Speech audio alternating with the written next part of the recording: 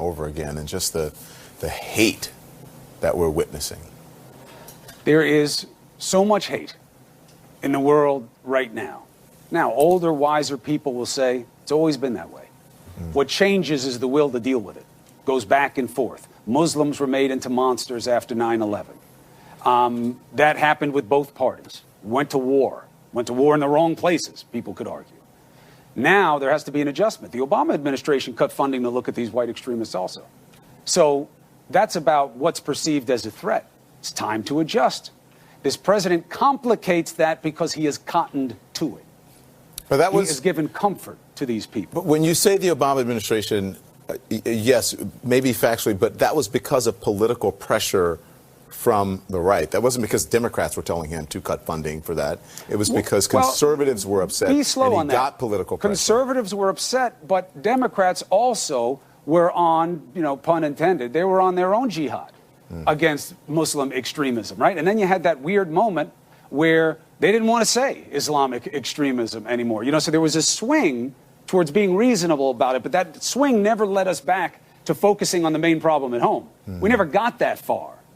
We've still put so much resources into dealing with what we should. I mean, Islamist extremism is a real problem around the world, and it very well could manifest itself here. We know that all too painfully. So there has to be an adjustment in resources and in perspective. Resources is the easy part. Perspective is the hard part, especially with this president, because he thinks acknowledging this problem is bad for him. So, listen, I'm not saying that it's never, let's hope it doesn't happen here, what you said. But so far, the facts are, it is a shiny object here. Right now. It is, and it has been 9/11. That was an outlier, right? Sure. But it is a shiny object here, and we forget about all the other terror plots and activities that have taken place, and we only look at the ones that have to do with Islam and Muslims. And as you say, I'm going to steal your word, the brown menace. You want to demonize the brown menace. You did it just today. Yeah. And if in your closing argument, if we as Americans want to live up to what you said, we have to stop demonizing the brown menace, and we have to get to the reality about what is the actual facts and truth about what constitutes terrorism, or who's responsible for most of the terrorism in this country. And until we do that, never going to happen. Ain't going to happen, as they say.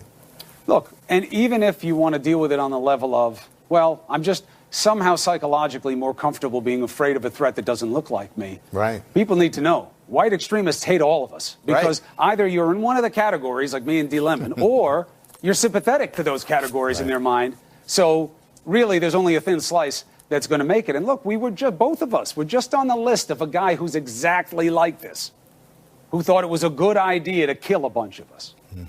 You didn't see the president jumping up and down on that. I mean, how sick are we right now? We've got to be better than this. And right now, it's not just about us and politics and media and left and right and all that BS. The world needs us at our best right now. Somebody's got to stand up to this and say, this is not who we are. This is not how we'll be. It's not us versus them. It is we. It's got to be us. It's got to be us. I'm here for it. I know you are. We'll keep working at it. And I'll try to take some of your optimism. I used to be a glass half full kind of guy. Now I'm half empty. There's no future in division, Don. Only bad stuff happens. Yep. Have a great weekend, my friend. You too, brother. See you. This is CNN Tonight. I'm Don Lemon, and we have got to talk about the rise of white supremacy. So sit back and please listen. Just listen. Okay? I'm going to lay it all out for you right now. We've got to talk about how it's killing people around the world. We know the latest innocent victim, 49 Muslim worshipers who were shot to death in attacks on 2 mosques in New Zealand. Yet today, the President of the United States, who had just gotten off the phone with the Prime Minister, Jacinda Ardern, offering his condolences to the people of New Zealand after what can only be called a brutal terror attack. The President said this. You see today white nationalism as a rising threat around the world. I don't really. I think it's a small group of people that have very, very serious problems, I guess. He doesn't see it as a rising threat, even though that's what the facts show. Just hours after the murders of 49 people. Just hours after the alleged shooter, an avowed white nationalist posted a so-called manifesto online. 87 pages, filled with anti-immigrant and anti-Muslim rhetoric, calling immigrants invaders. Pay close attention to that word. That's the same language the President of the United States used today. But the President doesn't see white supremacy as a rising threat. Well, the Prime Minister of New Zealand, Jacinda Ardern, certainly does. Trump's in the Oval Office a few minutes ago mentioned that white supremacy worldwide was a problem that was rising in any way. Do you agree with him? No. But President Trump has a long history of minimizing the actions of white supremacists, other members of the far right. Nobody's forgotten what he said after that deadly white supremacist riot in Charlottesville. You also had people that were very fine people on both sides. You had people in that group, excuse me, I saw the same pictures as you did. And then there's what he said about former KKK Grand Wizard David Duke. Well, just so you understand, I don't know anything about David Duke, okay? I don't know anything about what you're even talking about with white supremacy or white supremacists. So I don't know. I mean, I don't know, did he endorse me or what's going on? Because, you know, I know nothing about David Duke. I know nothing about white supremacists. And so you're asking me a question that I'm supposed to be talking about people that I know nothing about. I have to look at the group. I mean, I don't know what group you're talking about. You wouldn't want me to condemn a group that I know nothing about. I'd have to look. If you would send me a list of the groups, I will do research on them. And certainly I would disavow if I thought there was something wrong. Honestly, I don't know David Duke. I don't believe I've ever met him. I'm pretty sure I didn't meet him. And I just don't know anything about him. Homina, homina, homina. And don't forget this tweet. After mail bombs were sent to people he views as his political enemies, including CNN, quote, Republicans are doing so well in early voting, and now this bomb stuff happens, and then the momentum greatly slows. News not talking politics. Very unfortunate. What is going on here? Very unfortunate what's going on. He doesn't want to talk about it. The president does not want to talk about it. But the fact is, far-right terrorists are increasingly dangerous. Increasingly dangerous. How many times do we have to sound the alarm about this? We talked about it months ago on this show. A lot of people had a real problem with that. Well, here we are again. Some facts for you. According to the Anti-Defamation League, domestic extremists of all kinds killed at least 427 people in the U.S. between 2009 and 2018. Right-wing extremists were responsible for 73.3% of those deaths. Left-wing extremists were responsible for 3.2%.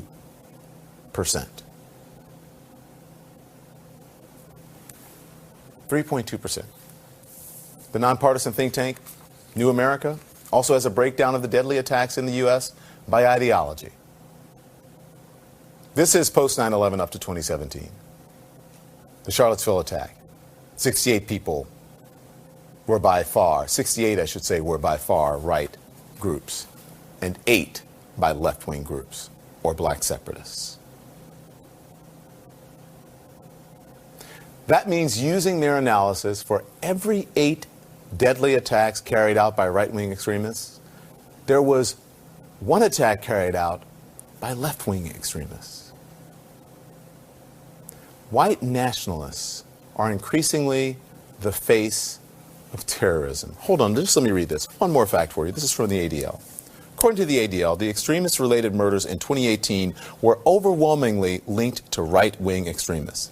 Every one of the perpetrators had ties to at least one right-wing extremist movement. Every single one in 2018. Every one of them. Christopher Paul Hassan, a self-proclaimed white nationalist and Coast Guard lieutenant, arrested last month after the FBI uncovered his plans for a widespread attack on elected officials and TV anchors, including me. Cesar Sayek, whose former boss said he called himself a white supremacist, and who is expected to plead guilty next week to charges related to sending 16 mail bombs to targets, including where I work, CNN.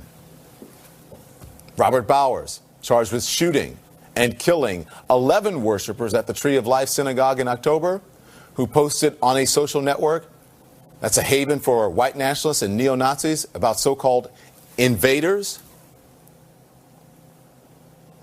people who are actually refugees seeking a better life in this country. There's that word again, invaders. A word that turns up over and over and over again in white nationalist propaganda. Although a better word for it is lies. The suspect in the New Zealand attack repeatedly called immigrants invaders in his so-called manifesto. Words matter. So it matters that the president used the word himself today, the day after the New Zealand terror attack. You know, someone wrote that, right? When he was talking about his manufactured crisis at the border. Watch this. People hate the word invasion, but that's what it is. Words matter. It matters what this president has said about Muslims. Listen to this. It's from a town hall during the campaign.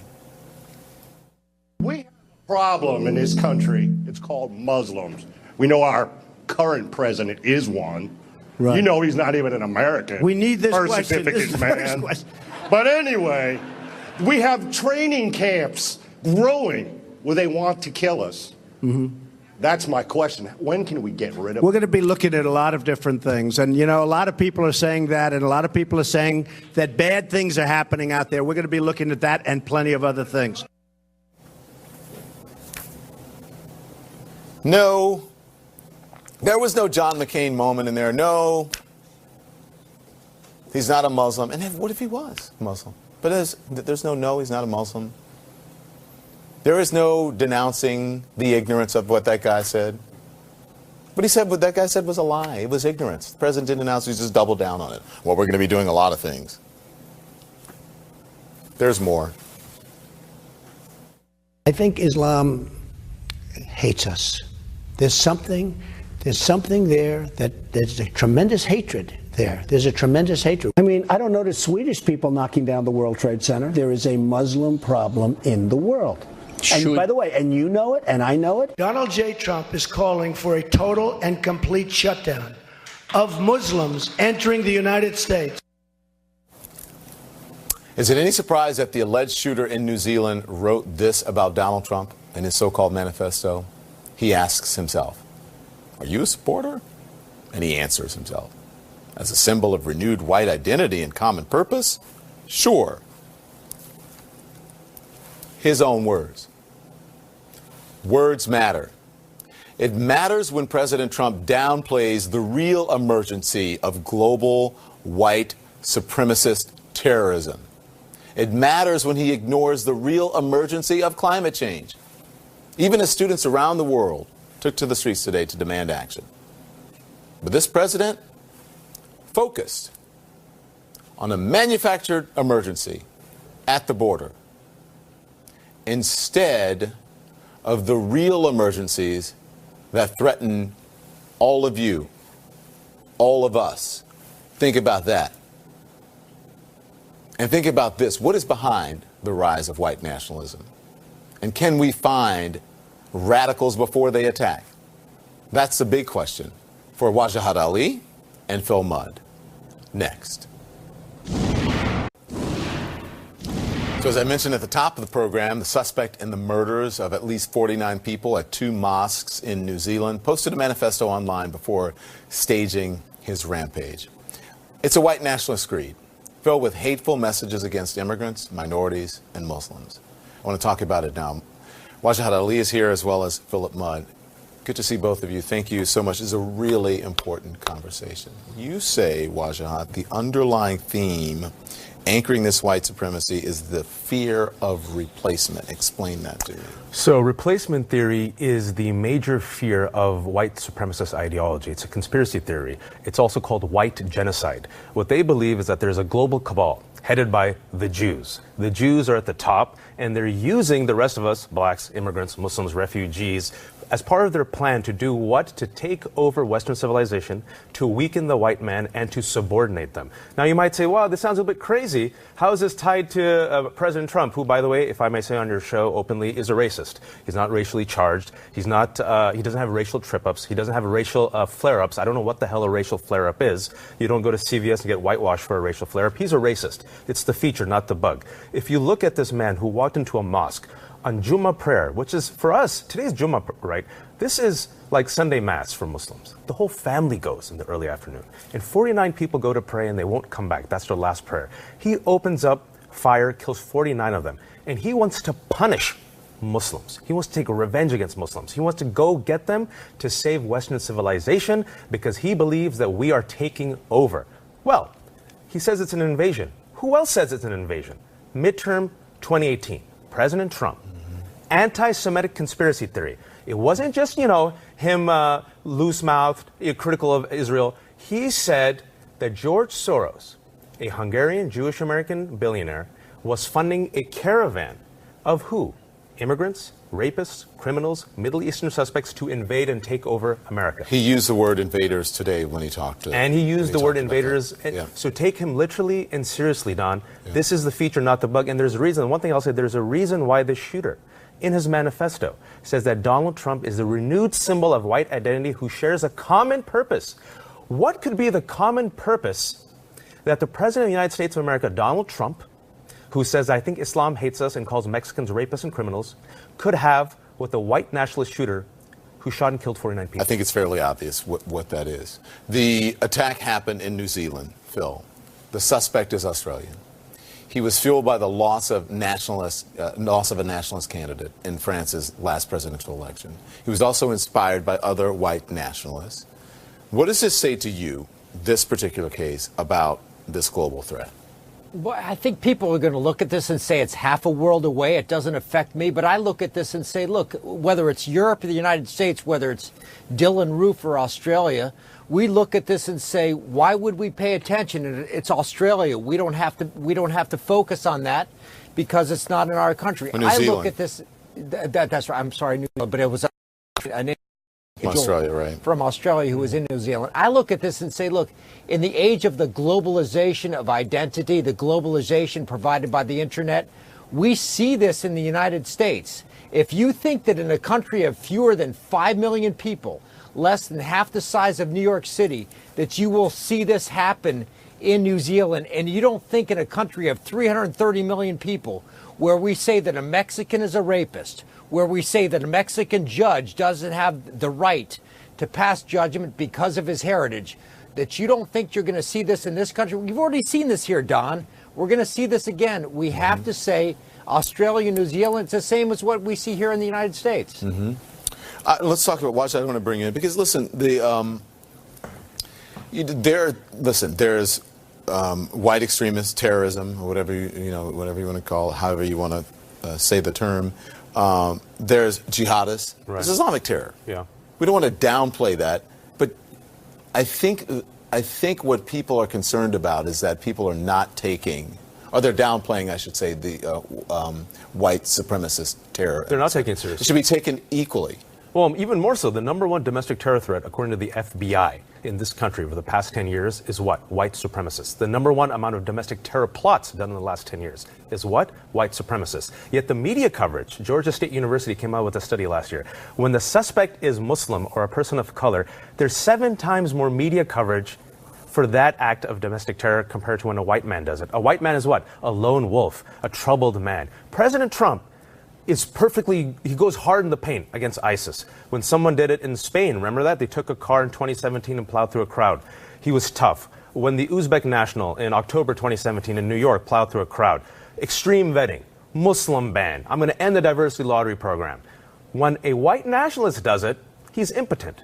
When Putin interferes in the election, he's impotent. And the question is why?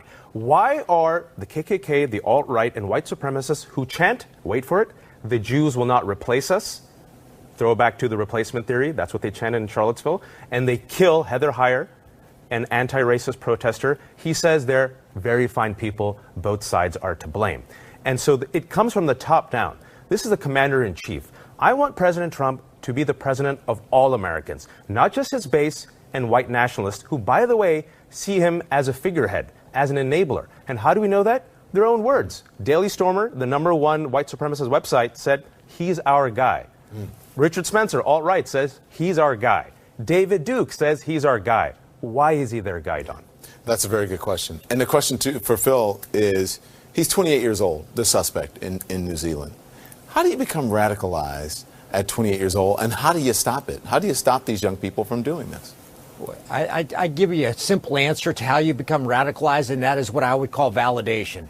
But 30 years ago, if you wanted to join Al-Qaeda, you could not become validated without becoming face-to-face with an Al-Qaeda member. In the age of the internet, if you want to, and you look at his, at the document he wrote, that's available or was available on the internet, no doubt he's talking to people or viewing documents on the internet that tell him the anger you feel is okay because somebody a country away, a continent away tells you that's appropriate. Validation is what allows someone like this to say, it's okay for me to do this because someone in Europe told me that's okay to do this. How you stop it, boy, don't ask about Facebook. Don't ask about the FBI and the CIA. Anybody who ever sees this on the internet has to say, I'm not going to share it. And not only am I not going to share it, if I see it, I have to stop it. It can't be just government at Facebook. It's got to be us, Don. Can I give a simple analogy for your audience? Yeah, please. White ISIS. They're white ISIS. The DNA of violent extremists is the same. The path towards radicalization is the same. Much of the grievances are the same. Instead of getting Islamic paradise, they want Valhalla. That's what he said in his manifesto. Angry, dislocated men who find a community online and a sense of purpose. A hero's narrative. He thinks he's a hero of this narrative, saving Western civilization. And he leaves a video behind. Who else leaves videos behind? Phil, what do you think of that as a security expert? No, I think that's correct. I think people like this are saying there's a universe of people out there who think like I think, and therefore I'm going to leave a legacy that tells those people, act like I did. We are part of a universe that communicates on the internet. I think these people are validated by other people a continent away, and they could not have been validated 30 years ago. It's a new world. I encourage you to read Wajahat Ali's New York Times article today, The Roots of the Christchurch Massacre by Wajahat Ali. It is fascinating, and you will learn a lot. We thank him for coming on to Phil Mudd as well this evening. Thank you so much. Thank you. Next, we're going to talk to the man who warned about the rise of far-right extremism nearly a decade ago. Minutes before the massacre at the mosques in New Zealand, the suspected gunman posted a hate-filled manifesto online filled with white nationalist messages. Here to discuss is Daryl Johnson. Daryl Johnson is a former counterterrorism official whose upcoming book is Hateland, a long, hard look at America's extremist heart.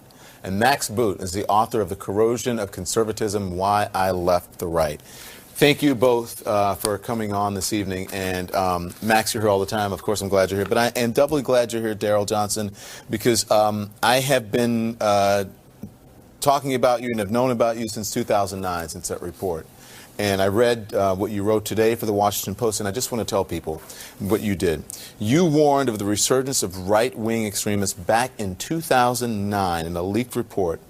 Among the key findings, you wrote this. You said right-wing extremists may be gaining new recruits by playing on their fears about several emergent issues: the economic downturn, the election of the first African-American president, present unique drivers of right-wing radicalization and recruitment. So, tell me about the reaction to the conclusions at that time. Well, we had a political backlash. As you may remember, back in 2008, when Barack Obama won the election, the Republicans were just coming off some tough losses. And I think they were just grasping at anything that they could find to use as, kind of a political bat against the new administration. So my report became that weapon. Your report became that weapon. As I remember, you had to, Jen Napolitano released a report talking about this and then ended up having to apologize for it. And then was the report rescinded? What happened? Yeah, so after that weak attempt by Homeland Security to defend the report, political pressure mounted on the Republican side, and we had the American Legion was outspoken trying to say that our report slandered veterans, which it did not. And basically they rescinded the report, and the whole message kind of got lost in the political battle between these two parties. Mm-hmm. So here we are. Fast forward 10 years. All the global hard to believe. All the global white supremacist terror attacks we have seen since then. What are the consequences of President Trump ignoring the facts and saying that he doesn't think that white nationalism is a rising threat worldwide? Well, there's several consequences. I mean, number one, the body count. It just keeps going up and up year after year, month after month. But there's also, by not saying anything, you're actually emboldening these members of these groups to swell the ranks, to get more radical, and to follow with other violent attacks. So it becomes this vicious cycle that just keeps increasing. I tell you, Don, when I wrote that report in 2009, I thought this was going to be a 4 to 8 year cycle. I didn't think that we would be in year 10 and have this continued increase of activity at a heightened level. Let me bring in Max Boot now. Max, your latest column in the Washington Post, and here's a headline. It says, "Not all terrorism is treated equally." Explain, why do we treat Muslim extremists different than we treat white supremacists? Well, I mean, there are some legitimate reasons why that's the case, because, of course, the worst terrorist attack in history, 9/11, was carried out by Islamist extremists. But we have done a pretty good job of targeting that particular strain of terrorism. And unfortunately, what's happening now is, as Daryl was alluding to, we are ignoring the rising tide of right-wing extremism. We are still so focused on Islamist terrorism that we are ignoring the fact that in the past decade, 70% of the deaths caused by terrorists in the United States have been caused by right-wing terrorists. And of course, it's not just a threat in the United States, it's a global threat, as we see from this horrific attack, 49 people dead in Christchurch, New Zealand, and drawing inspiration from an earlier attack, 77 people dead in Norway in 2011, Anders Breivik, who has become kind of a hero to the far right. So there is this kind of right-wing international group of terrorists who communicate online, but we don't target them in the same way that we target jihadist organizations. We do a lot of counter-programming, we do a lot of counter-propaganda to try to take down, for example, Islamic State websites. We don't have the same kind of effort to take down white supremacists or far right-wing websites, and we need to get after it, because otherwise you're going to see more massacres, more body counts, more carnage and horror like this. Do you think it's unfair a couple questions really quickly, if you can. Do you think it's unfair to put some onus on what happened to this president today? Would that be reckless to do that? No, I think it's fair. I mean, the analogy that I would draw is that, Trump's relation to these right-wing acts of terrorism is kind of similar to the Saudi government's relationship to jihadist terrorism. They're not sponsoring terrorism. They're not telling people to go out and kill, but they are spreading an ideology of hatred that inspires people. Why then use that language? That's the question I was trying to get to. Yeah. If indeed, when people say you can't blame him for it, I mean, directly he didn't do it, right? Of course. Obviously. Yeah.